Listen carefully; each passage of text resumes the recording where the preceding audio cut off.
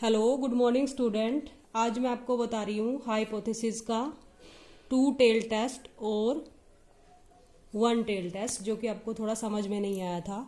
तो to tail test क्या होता है और वन टेल टेस्ट क्या होता है वो मैं आपको बता रही हूँ। टू टेल टेस्ट देखिए, टू टेल टेस्ट में मान लो हम यहाँ पे एक एग्जांपल ले रहे हैं कि एक आपने चॉकलेट बनानी है, वो आपकी 100 ग्राम की होगी। जो आपकी चॉकलेट है, ठीक है, आपने मान लिया कि जो आपकी चॉकलेट है वो कितने ग्राम की बना रहे हो, आप 100 ग्राम की बना रहे हो, ये मान के चलते हैं, ठीक है। तो यहाँ पे देखिए, आपने जब नल हाइपोथेसिस ली है H naught mu is equal to 100 gram, आप ये मान के चल रहे हो कि जो आपकी चॉकलेट बनेगी वो 100 ग्राम की बनेगी। और जो आपकी अल्टरनेटिव हाइपोथेसिस है वो आपने यहाँ पे ले लिया है कि mu is not equal to आपका 100 ग्राम। यहाँ पे एच ए भी लिख सकते हो और H1 भी लिख सकते हो अल्टरनेट हाइपोथेसिस की जगह। जब आप ये इस तरह से स्टेटमेंट लिखते हो, यहाँ पे इक्वल और यहाँ पे नॉट इक्वल, तो ये आपका टू टेल का टेस्ट होगा। और टू टेल में कैसा होगा, जो ये आपकी मीन वैल्यू है वो आपने 100 ग्राम माननी है, ठीक है। जो मीन वैल्यू है वो 100 ग्राम है। और टू टेल टेस्ट में क्या होगा कि आप अगर वो 5%, मान लो आपने लेवल ऑफ सिग्निफिकेंस 5% ले लिया है, इसको LOS बोलते हैं हम, लेवल ऑफ सिग्निफिकेंस, ठीक है। तो आप ये मान के चलते हो कि आपकी जो चॉकलेट है वो 5 ग्राम कम भी हो सकती है और ज़्यादा वेट की भी हो सकती है।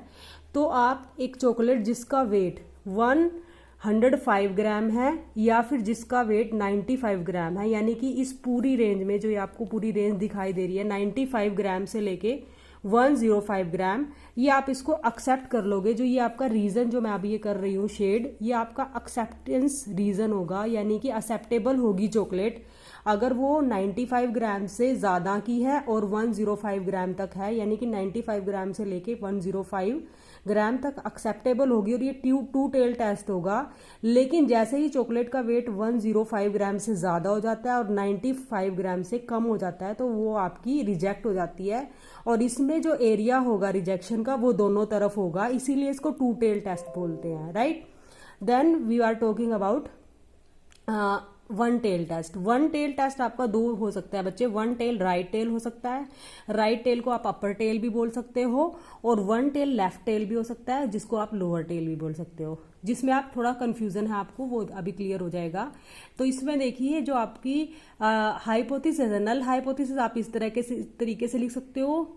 जो आपका नल हाइपोथेसिस है म्यू इज इक्वल टू 100 ग्राम, और जो अल्टरनेटिव हाइपोथेसिस है वहां पे स्लाइटली चेंज आ गया है, म्यू इज ग्रेटर देन 100 ग्राम। अगर आप लेते हो तो आपकी ये वाली चीज आ जाती है, ठीक है, कि म्यू आपकी ग्रेटर देन 100 ग्राम है। तो आपका जो रिजेक्शन एरिया होगा, यानी कि आप सिर्फ 100 ग्राम तक ही एक्सेप्ट करोगे। अगर जैसे ही वो 105 ग्राम से ज़्यादा हो जाती है तो आपका रिजेक्टेड एरिया होगा, जो कि राइट टेल में होगा, इसीलिए इसको राइट टेल टेस्ट बोलते हैं। यहाँ पे भी हमारा लेवल ऑफ सिग्निफिकेंस हम कितना लेके चलते हैं, 5% लेके चलते हैं। ऐसे ही आपका फिर होता है वन टेल टेस्ट, और इसको लोअर टेल टेस्ट भी बोल सकते हैं।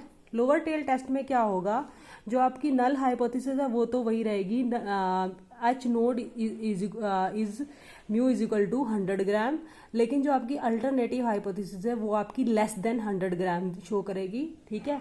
तो यहाँ पे क्या होगा, अगर आपकी चॉकलेट का वेट 95 ग्राम से कम हो जाता है तो आप उसको रिजेक्ट कर दोगे, और ये वाला एरिया आपका एक्सेप्टेबल रीजन होगा, ठीक है। और यहाँ पे जो एरिया था ये था आपका एक्सेप्टेबल रीजन।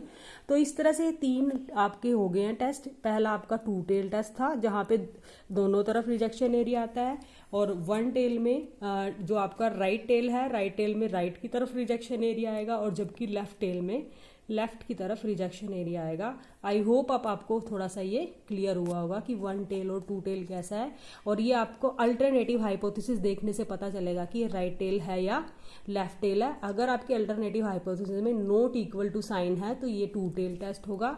अगर आपकी अल्टरनेट हाइपोथेसिस में ग्रेटर देन का साइन है तो ये राइट टेल टेस्ट होगा। अगर आपकी अल्टरनेट हाइपोथेसिस में लेस देन का साइन है तो ये आपका लेफ्ट टेल होगा। तो ये था आपका हाइपोथेसिस टेस्टिंग में वन टेल टेस्ट और two tail test. I hope आपको क्लियर हुआ होगा। Thank you.